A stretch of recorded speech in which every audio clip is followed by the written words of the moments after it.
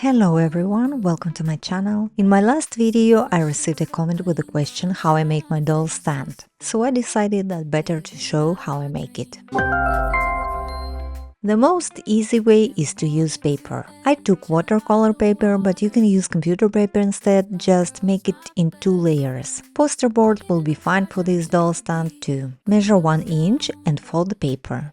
Apply glue to make 2 layers. Then cut it out. And we need to make another one, but this time I will wrap this stripe and I apply glue only on this side. Now we can pull the inner stripe out and trim the excess. I take first stripe and measure how high I need to make the stand.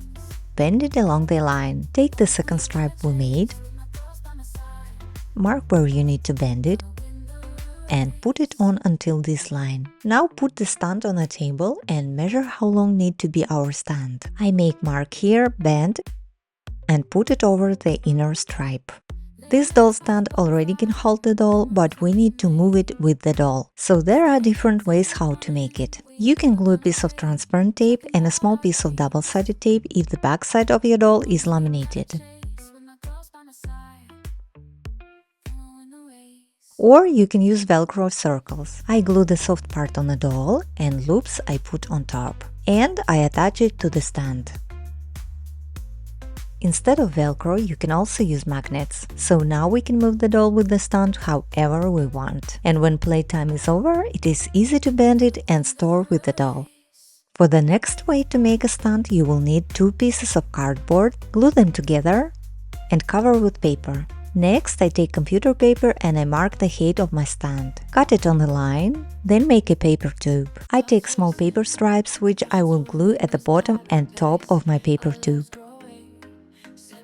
And one I will make in the middle, but make sure you not glue it to the tube, so we can move it if we have a different doll's height. Cut a circle out of poster board or watercolor paper, glue it to the middle stripe.